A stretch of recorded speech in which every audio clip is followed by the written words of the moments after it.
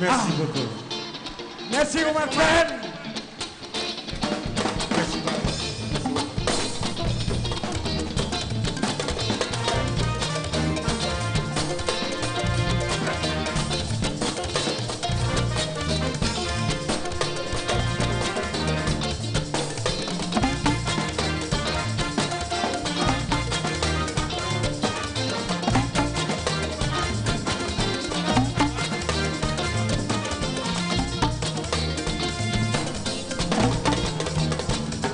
Hey!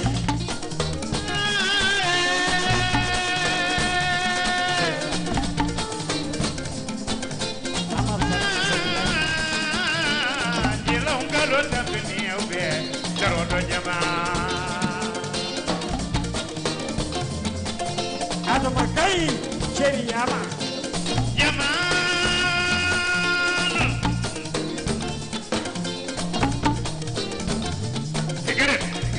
Non!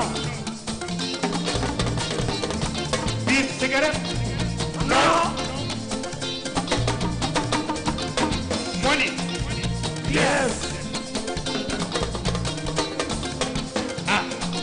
Tolu!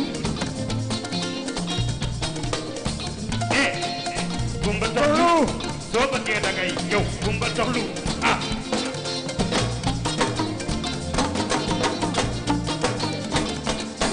jëlam ka gido gido ka gido ka gidam ka gido gido gido gido ye Alaaji kan jalo gidam ka gido Barbando ameti gidam ka gido Bandu mamba ba gidam ka gido Ramu baba kanyalam gidam gidam gidam ye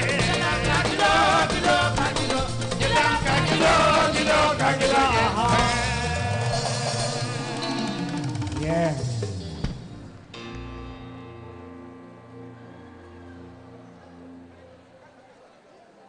Nous allons inviter la diva Kiné Lam, qui est là avec nous. Mansour. Aha. Johnny Benjamin Debo. Dariɗe scène sénégalaise et internationale hono Kiné Lam o ari ɗo joni Kiné xam na dañuy bëgg nga daago ndànk ñëw fekk si kaw scène bi nga bëggal waa Sénégal ni leen doon bëggal démb ak burki démb ak suba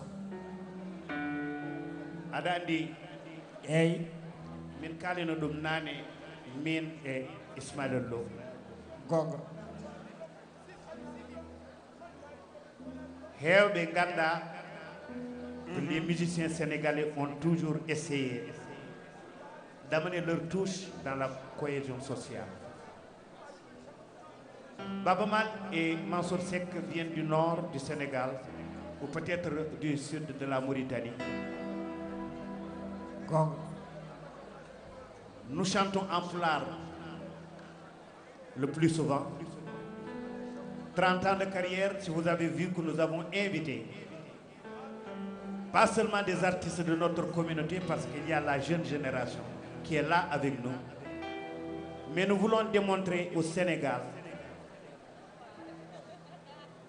en invitant Youssou, Kiné Lam, Kumba Gawlo, Omar Pène, Thione Seck, c'est le Sénégal que nous voulons voir, je le répète très fort. Kiné, mën nga ñu témoigner que les artistes de notre génération dañoo def lu bari. À un certain moment def nañu association ñu tuddee ko benn loxo. yeye ñu jógee fa def li nga xam ne suñuy manager en commençant par Mbassou Niang wallaay dëgg la ñu def li nga xam ne moom mooy art manage. dëgg la Dogo mi nga xam ne suñu goro la nekk trésorier nekk trésorier de l'association art manage. waaw waaw nga nekk président yàlla boole ñu ñu ànd di liggéey ci musique sénégalaise bi yegg si fi yow nag nga nekk une des plus grandes voix de la musique sénégalaise. lahi oh nga gëm cosaan parce que man li ma neex ci Kiné Lam moo bi mu duggee ci biir musique sénégalaise aha ñëwul ni dafay tubaab lu dafa indi cosaan waaw saa yu solo macha allah def ay takkaayam on sait que ça c'est la femme africaine c'est la femme sénégalaise Kiné bismillah téye leen ko foofu suma fans number 1 Kiné Lam sama xarit waaw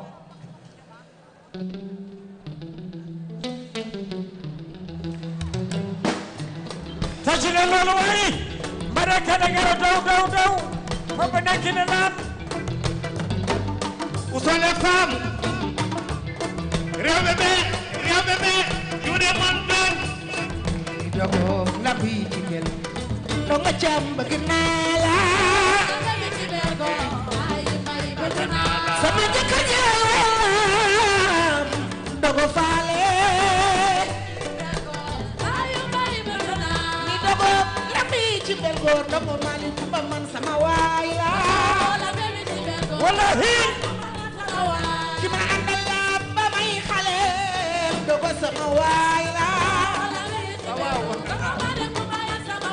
bi ma amee 19 ans ba tey maa fi dogo faale 37 ans de mariage du benn fan maa fi dogo faale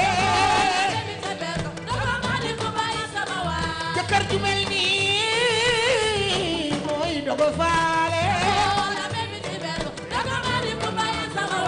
dogo faale maa wa joor kumba sama yaay jëlo mi dogo gi mel góor mamba xari sa faal samba xewi mi ci njaay aka ñaka ñaaw fu ko daanaan di jaar moom dogo faal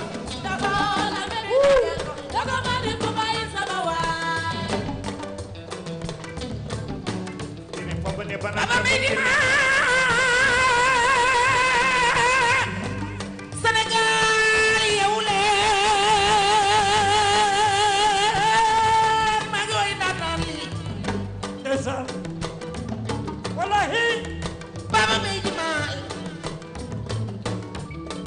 Baba Medina bilay ku ko tàccu doo yore loxo Baba Medina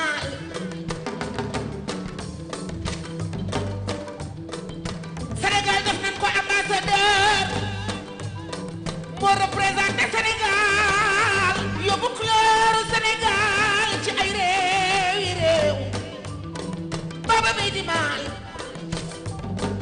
Sénégal a ngi nii réew maa ngi nii alpulaar yaa ngi nii Baba Medina Baba sama yaram dafa daw ndeysaan keroog bi ñu def association benn loxo yow yaa doon sunu président Ismaïla Lo mooy sunu porte-parole Ismaïla Lo mooy sunu secrétaire général Youssou Ndour porte-parole John Balago ñu def ko trésorier gàcce ngalaama sama waaji technique de la voix l'expérience chaleur de la voix yaa représenté Sénégal ay réewi réew gàcce ngalaama waaju mel nii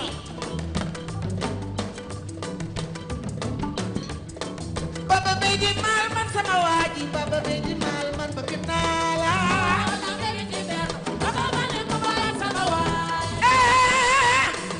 bayu maalal maal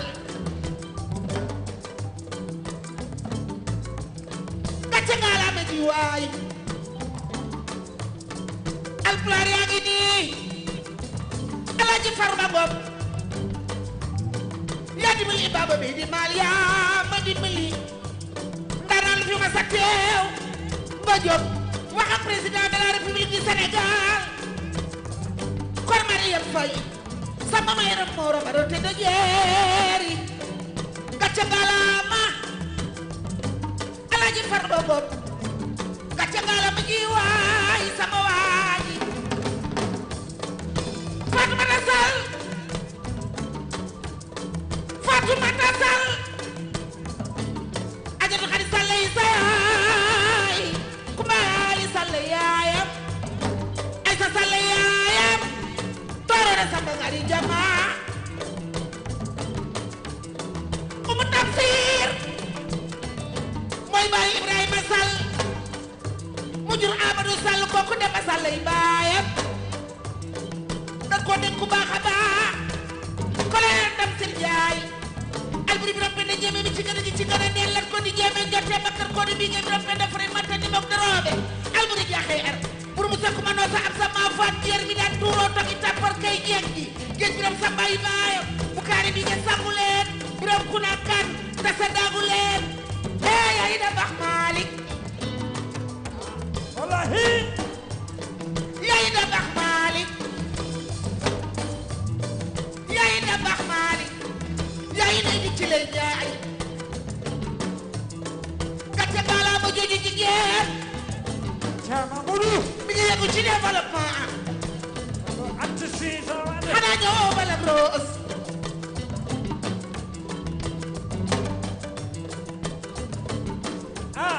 umu Tamsir sa maam Amadou Tamsir sa maam Kara Tamsir sa maam gàcce gaalaa ma sama waaji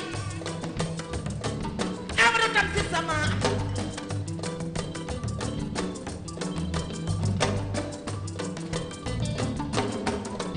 ni dogoog la mi ci bel góor dogo malin ba man sama waay laa la mi ci biir góor baayu may bëgg naa Racine Sy Racine Sy Cheikh Amala Sy ay sa baay Amal ay baayam Aliou Irwane ay baayam Yoro Aliou Irwane ay baayam Aliou Irwane ay baayam Tafsir Muhammad capitaine Fay maay maamam Abdou ak Dayim Gay Ibrahima moo da ngay maama nga ca xare ba ca bete Racine sowee Racine mooy nga Alaaji Farba Ngom Racine from King Fat Palaas kuy sa yaay bare ma kul balay sa yaay fatta faale yaayam bakk bu Malick Jayla bu Malick Abdou ak Dayim Gay Ibrahima moo da ngay sa maama nga ca xare ba ca bete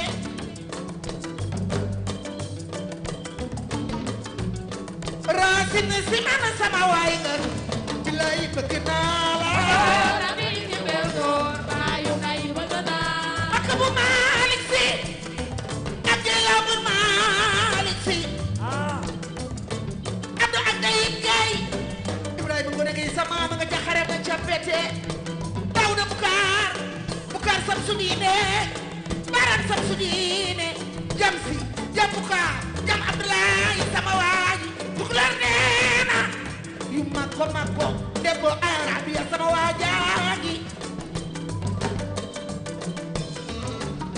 dëggal ni Baba Bey di maal sama waaji yow sama waay nga la mi ci biir góor baayu may bëgg naa Baba Bey di maal Sénégal amel na la njukkal ndokk bi président de la république bi ma la séenee ak moom sama yaram dafa daw nga da ko bandu fu yaayam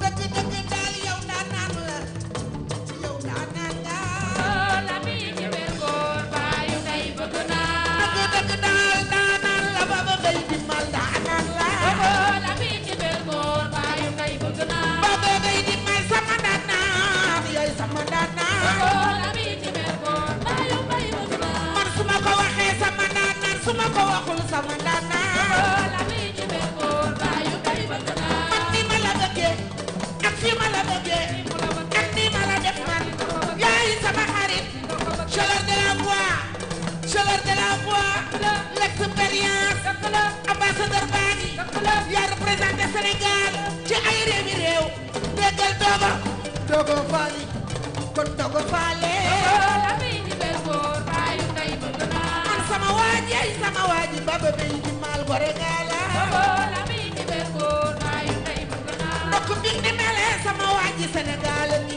waajaage la mi ci biir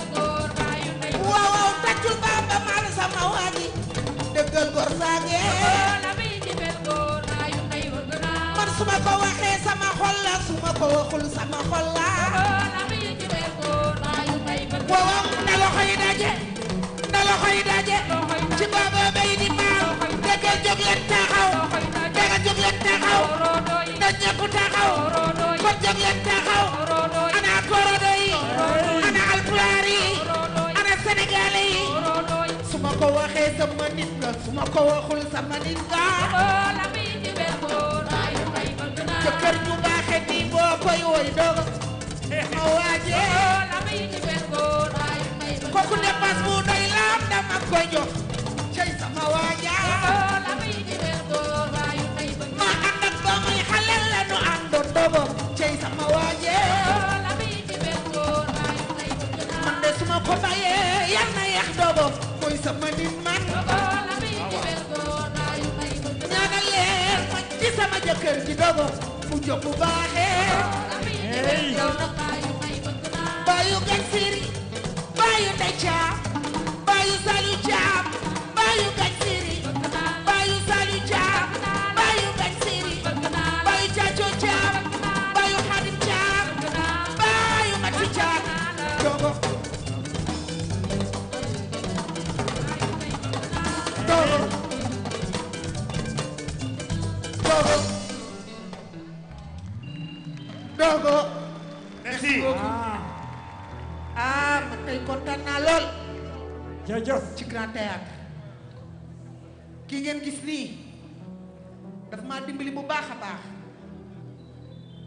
1989 bi ma formé sama orchestre la Gàggu Baba Bay di Maale yow yaa ma daan abal matériel waxuma yaa ma ko daan luyee de dama ne yaa ma daan abal matériel maa ngi rendre hommage ku baax di Mbasu Ñaam Mbasu Ñaam bëgg sama jëkkër ji lool bëgg sama jëkkër lool ngeen formé art ménage ñu def association benn loxo di ànd bu rafet amoo ak kenn xaar ma yàlla yow yaay gar yow yaa am jom yow yaa bëgg sa réew yow yaa représenté Sénégal yow yaa amul ak kenn xaar ma yàlla yow yaay gor yow yaay jullit yow yaay yaaram yow yaa bëgg réew mi xoolal dama ni ñun ay artistes yu mag lañu ñun ay xale def nañ ci scène bi 40 ans def nañ ci scène bi 30 ans kuy fêté 30 ans war nga xam ne kii sillonné na l'Afrique sillonné na Asie sillonné na Amérique sillonné na l'Afrique Baba Maal tu es un grand monsieur. Je vous respecte beaucoup. Je vous respecte beaucoup. Merci mon Kiné. frère, merci tu es tout pour moi, tu représentes beaucoup pour le Sénégal. On est fiers aujourd'hui d'avoir Baba Maal sur scène. Merci beaucoup. merci beaucoup Kiné jërëjëf foofu ne Kiné lam no hanirta ni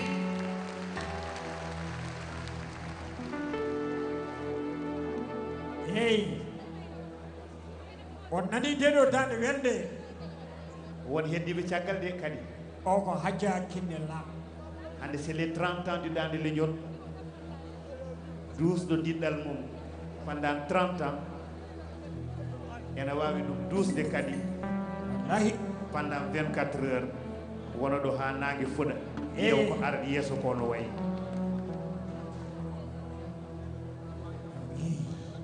je remercie tous les musiciens sénégalais parce que ko dañmi ko e mabɓe mbiɗa sikki weeɓani kono ɗum ɗon foof e waade noon ala diine ganden Eyi. waɗa koye teddugal hono pulaago wallahi ko teddugal fulɓe sabu wi pullo so yalti galle bamum aha naati nder jamanu eyi eɗen jiiɓa ɗum eɗen mbiya yeeso leltin sayade ma tagui ɗum ko joloye miijo aduna aha kono neɗɗo sono joloye e miijo aduna yalte galle bammum jooɓari muɗum ko neeɗi mo ƴetti e nder galle bammum pulaagu noon hersinaki soofani kono ɗe jaafoɗe kam fuutankagal kadi ko jikku eyi fuutankagal noddi ko sa yalti ya andu hoorema gonga sa naate rendo ya andu hoorema sa dañi sehilaɓe yiya andu holno nangirta sehilaɓe ma so koɗo ari yillimama aɗa andi holno jabbortoɗa koɗo ma duusa ɗum ha so yeehi yewnuma yeɗa artu eyi fuutankagal noddi ko yidde hoore mum yidde leñol mum yidde ɓesgu mum yidde hoddiɓe mum yidde jignaɓe mum yidde diine mum e mawninde sernaɓe mum e waɗiyaɓe mum gonga so tawi noon ɗin ɗon neeɗi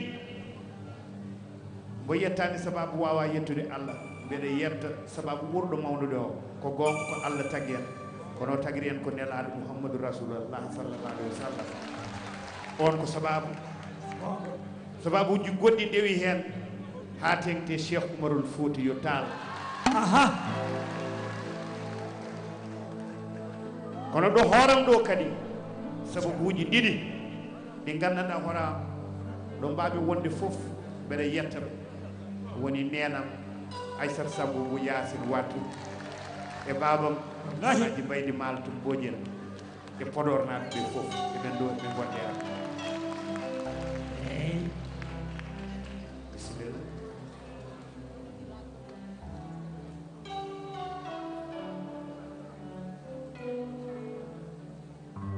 je vais inviter sur la scène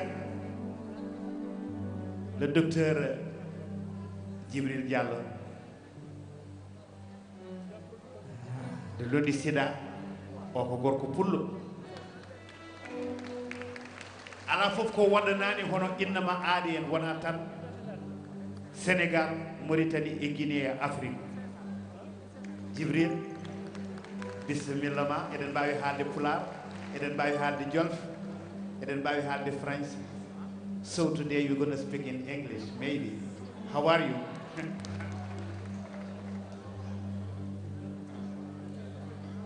Bandiraɓe on jarama mi salmini on mbooloo yi maa ngi leen di nuyu ci seen tur ak seen sant di leen gërëm ci teewaay bi mbaɗi mandinkol mbal konton eyi Albé Alumbara. Je vous apporte les salutations des Nations Unies à New York, où je réside.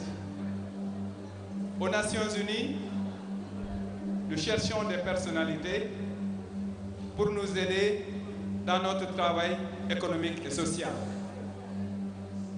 En 1986, 10 000 enfants mouraient en Afrique toutes les 24 heures. 10 000 enfants, ça veut dire 3 avions qui tombent et tout le monde périt. Nous avons fait appel en septembre 1986 à cette personnalité. Nous l'avons nommé comme ambassadeur des Nations Unies, Baba Mal, pour nous aider à faire 3 choses. Pour nous assurer de la survie, de la protection et du développement de l'enfant africain. De septembre 1986 à avril 1987, grâce à Baba Mal, grâce à son pouvoir de mobilisation, nous avons pu faire monter la vaccination au niveau du Sénégal, j'étais à l'UNICEF, de 30% à 70%. 30% à 70%. Depuis lors, avec Kofi Annan, nous avons fait appel à Baba Mal pour nous aider à réaliser les objectifs du millénaire pour le développement. La promotion de l'éducation, surtout l'éducation de la jeune fille, la lutte contre la pauvreté, qu'on diminue le nombre de personnes qui se couchent tous les soirs sans avoir de quoi manger, la protection de l'environnement et d'autres questions. Baba Mal a été nommé par le PNUD en ce moment-là comme ambassadeur de la jeunesse africaine. Et en ce moment, au niveau de l'ONU-SIDA, nous avons comme objectif, d'ici l'année 2030, d'effacer de cette terre le VIH-SIDA. Et pour cela, nous avons fait appel à Baba Mal. Vous avez vu à la télé, j'ai eu l'honneur de faire venir la firme américaine Microsoft avec la participation du président de l'association des maires du Sénégal pour avoir un accord avec 557 mairie du Sénégal, grâce à l'appui de Baba Mal, grâce à l'appui de M. Aliou Sall, président de l'association du Sénégal. Donc nous allons travailler sur 3-0. Et là, Diouf était là. Donc en football, nous allons travailler sur 3-0. Le premier 0, c'est d'avoir 0 nouvelle infection à VIH, 0 discrimination. Lorsque les gens sortent et qu'ils nous disent qu'ils sont infectés par le VIH, il y a beaucoup de discrimination dans nos sociétés. 0 discrimination et 0 décès liés au sida. Tout cela grâce à notre ambassadeur que nous avons ici. Donc j'amène ce message au nom du système des Nations Unies, qui est la seule organisation qui est présente dans 193 pays. Et Baba Mal est notre ambassadeur. Tu ne demandes pas à être ambassadeur, on t'invite à être ambassadeur. Et nous avons invité Baba Mal à être ambassadeur des Nations Unies. Baba Mal, félicitations. Si je remercie le docteur Djibril Diallo, qui, je pense, a tellement donné pour le monde, tellement donné pour l'Afrique, et tellement amené dans la bonne marche du système des Nations Unies. Mais Djibril, je veux vous dire que tout ce travail que vous dites que j'ai accompli à côté de vous, avec vous, je n'aurais jamais pu le faire sans la participation de mes musiciens et des musiciens du Dans de l'Union. C'est des musiciens qui pendant 30 ans ont cru à ce projet culturel, mais qui ont aussi compris très tôt qu'ils sont au service du développement de l'Afrique, du développement du Sénégal, du développement du Fouta Toro. Et ces musiciens ont tellement donné pour notre communauté. Aujourd'hui, c'est à titre symbolique. J'ai choisi 4 parmi eux que je voudrais vraiment qu'on leur décerne des trophées de fidélité. Ils ont toujours été là avec nous. Mais je vais appeler sur la scène Suzette Newman, qui représente la maison de disques Blue Mountains, notre partenaire sur le plan business, à venir nous rejoindre. Et la première personne à qui nous allons donner ce trophée, bring the trophies, please, c'est quelqu'un qui ne fait pas partie de la communauté Halpulaar, mais qui a toujours été là à côté de Baba Mal dans l'ombre. Et même si à chaque fois il m'arrive de ne pas être en concordance avec quelques membres de ma communauté, il y a toujours eu Talla Faye qui est venu rétablir les choses. Talla Macoumba Faye, dama bëgg nga ñëw fii parce que ku def lu baax. waaw ñëpp xam nañ Talla Faye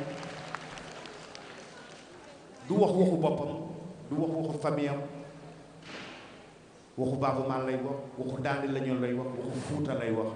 Les fans club yu nekk dans toute la vallée saa yu amee soxla mu jëm ci Baba Mal woo Talla Faye mooy gën a yomb ci ñoom ñu woo keneen ci biir woote. Wallahi. Merci beaucoup Talla. Jërëjëf. Voilà, au nom des Nations Unies, nous vous présentons ce trophée pour reconnaissance, service rendu au Dande Leñol. Talla Faye.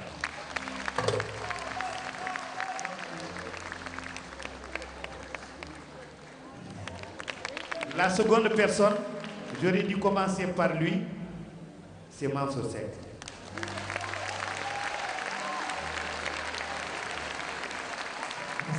C'est Mansour Seck qui, je dis qu'à chaque fois que Baba Mal est tenté de sortir de son chemin, ou du chemin que nous avions tracé quand nous avions commencé, Almami Bokoum peut être témoin.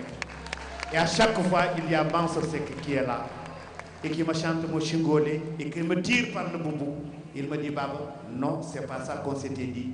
Reste le Baba Mal des Halpulaar, le Baba Mal du Fouta. Merci Mansour. Mansour, ton trophée, s'il te plaît.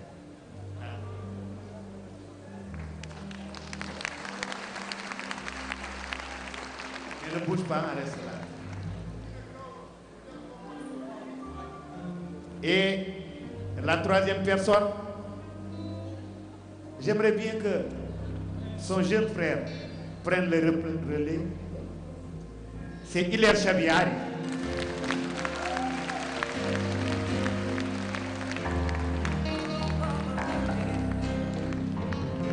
Et Hilaire pour représenter tous les musiciens qui sont là avec nous ce soir.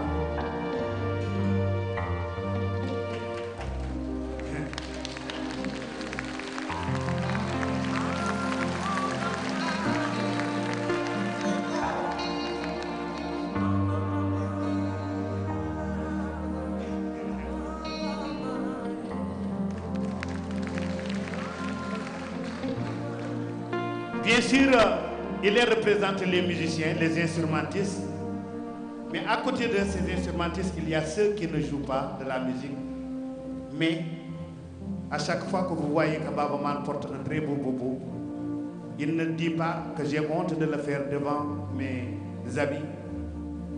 C'est toujours Abdou Khadr Diak qui l'a toujours fait. Khadr, il est venu me retrouver à HLM 2 avant même que mon fils Omar ne quitte Podor pour venir me retrouver.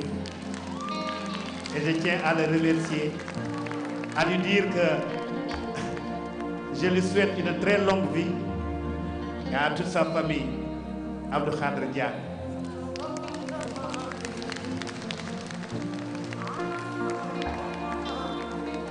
Mais nous ne pourrons pas oublier Mbassou Magom Sokhna Niang et toute sa famille. Et vous, le charmant public qui nous a toujours soutenus, qui a toujours eu l'indulgence pour Baba Maal, les artistes ne sont pas parfaits, qui a toujours compris qu'on peut être un artiste célèbre, vivre au milieu de milliers de personnes et se sentir toujours très seul. Vous êtes toujours venus me réconforter. Merci à vous, cher public.